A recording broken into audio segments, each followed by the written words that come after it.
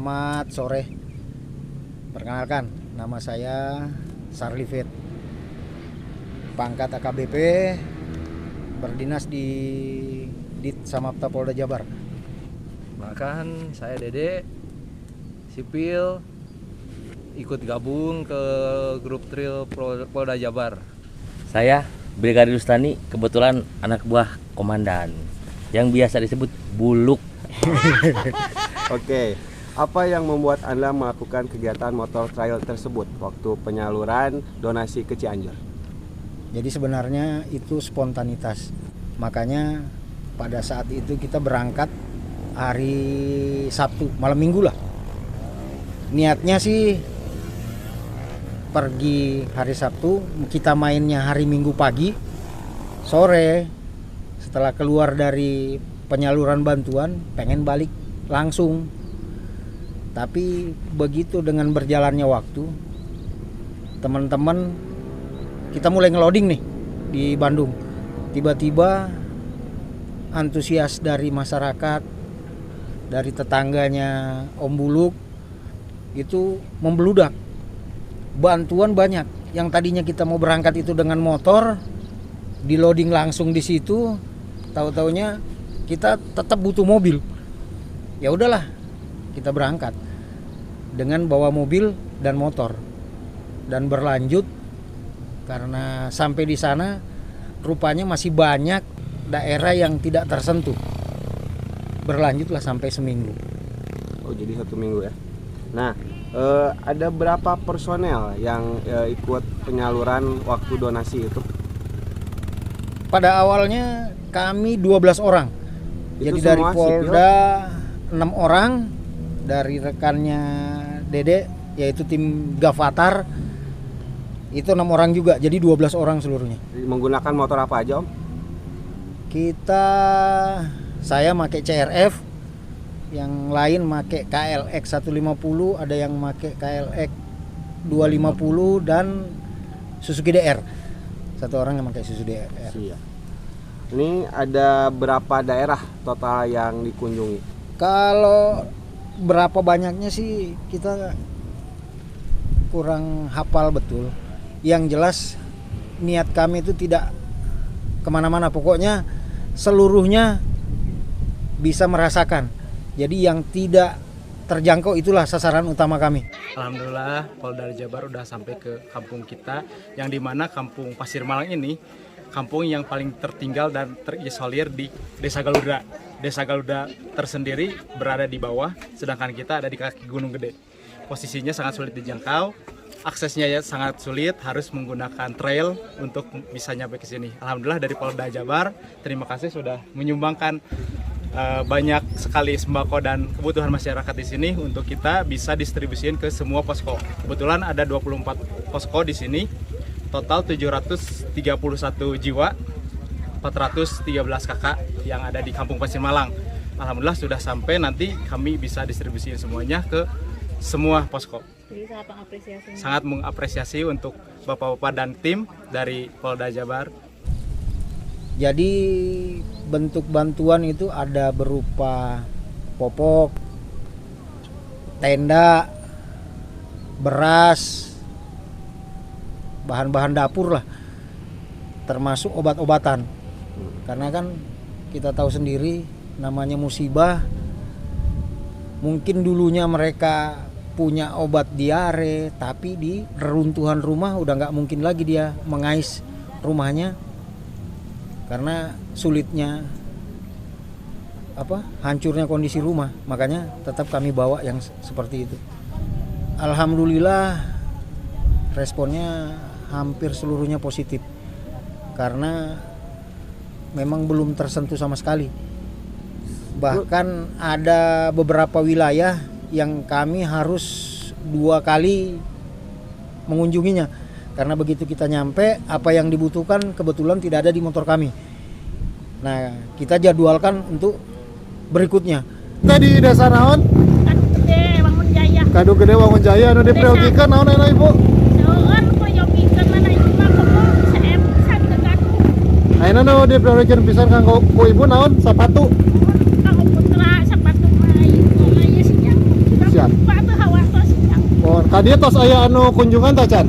Tacan siap. Insyaallah enak ku Polres Cianjurnya ibunya.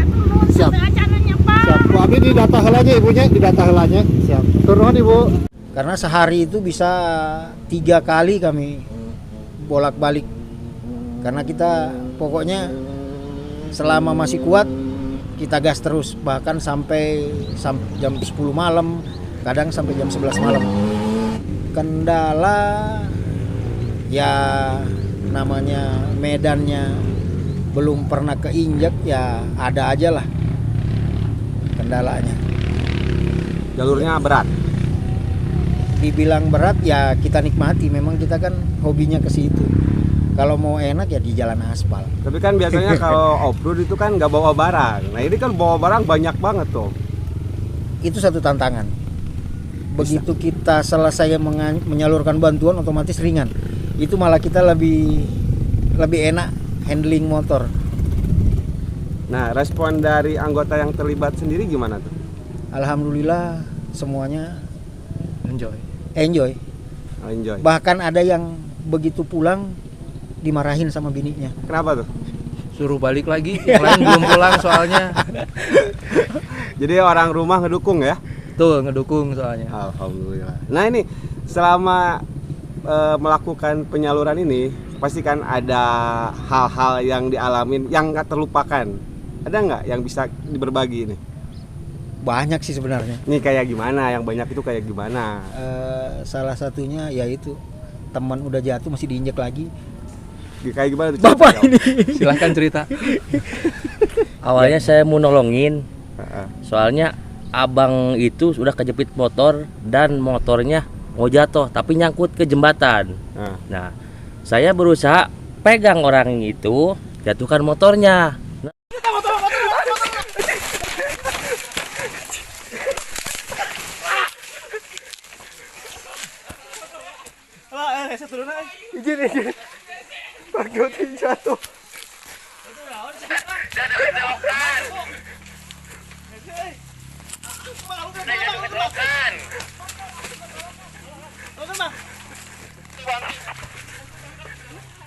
Nah begitu motornya jatuh, si abang ketariklah kakinya. Nah otomatis saya pegangan. Pas pegangan, itunya jatuh.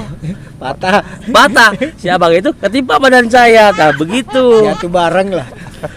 Intinya sudah jatuh tertimpa teman. Dan memang pada saat itu lokasi yang kita mau datangin itu Desa Marilit. Jalannya itu memang untuk pejalan kaki sih sebenarnya. Dan ya kita masih dikasih umur panjang. Begitu temen jatuh itu gempa susulan. Itu terasa banget. Gempanya mungkin beda dengan yang di Bandung, karena kalau di sana itu gempa itu beserta suara.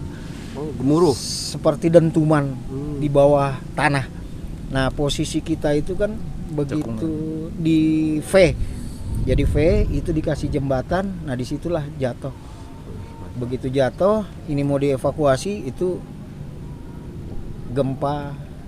Jadi 2 kali lah kalau nggak salah kita itu, yang termasuk jalan yang longsor sampingnya itu begitu kita lewat itu gempa juga, itu longsor Tutup.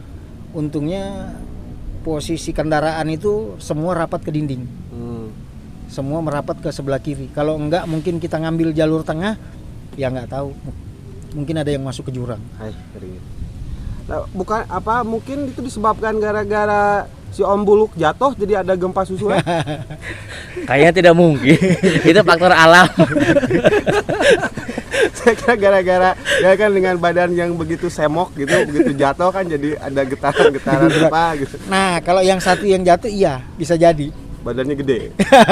orang yang kebetulan ya Lagi absen. Ya untungnya sih begitu balik baru penyakitnya kambuh, sakit gigi. Tapi ini untuk kedepannya harapannya kayak gimana nih dengan kegiatan bermotor ini? Ya Apakah dibikin divisi khusus untuk bantuan tiap ada bencana gitu dari Polda atau gimana? kalau kita kan memang udah ada di Polda itu khusus Sabara atau untuk Polda sendiri itu ada Lodaya. Lodaya memang udah jadi tinggal kalau ada kegiatan tinggal digerakkan sebenarnya. Jadi emang Jadi udah dibentuk gitu. Udah siap, tinggal jalan. Nah saya sekarang bertanya ini si A ini sipil yang ikut off-road gimana nih pengalamannya bareng sama bapak-bapak polisi yang kece-kece ini? Pengalamannya pokoknya mantep. Pertama bisa off-road, kedua bisa ngasih bantuan. Itu yang bikin nggak terlupakan. Oh yang sangat berkesan ya. Betul. Nah, tapi nggak diomelin lagi nih. Malah disuruh balik lagi, saya pulang duluan. Itu waktu itu kenapa pulang duluan? Soalnya masih ada kerjaan. Oh, jadi Sampai kan- rumah, kenapa pulang duluan? Yang lain kan belum pulang gitu. Makanya tadi kan kita bilang kita ngejarnya cuma hari Minggu. Jadi pada saat rekan-rekan yang lain off kantornya. Nah, otomatis pada saat hari Senin mereka kan harus masuk kerja lagi. Sedangkan izin di kantor kan nggak ada. Kami pun awalnya kan ya sekedar ya tadi itu daripada kita off-road di sini lebih baik kita off-road sambil nyalurkan bantuan. Manfaatnya terasa ya. Nah, terus rupanya dampaknya itu dirasakan masyarakat langsung, makanya kami diperpanjang. Jadi sebenarnya emang sempat viral juga nih dari kepolisian terus ikut penyaluran. Jadi banyak orang-orang klub trail yang terinspirasi. Jadi pas di sana itu ketemu sama berapa banyak klub trail Om? Banyak sih, hampir kalau untuk daerah Jawa Barat hampir seluruhnya berangkat. Wih mantap. Hampir seluruhnya berangkat karena kayak kemarin itu dari mana? GTT kita ketemu, terus yang sempat gabung dari traktor ya yang bisa disampaikan untuk yang penghobi trail, terima kasih seluruhnya atas bantuan dan kerjasamanya yang bisa dirasakan oleh warga Cianjur.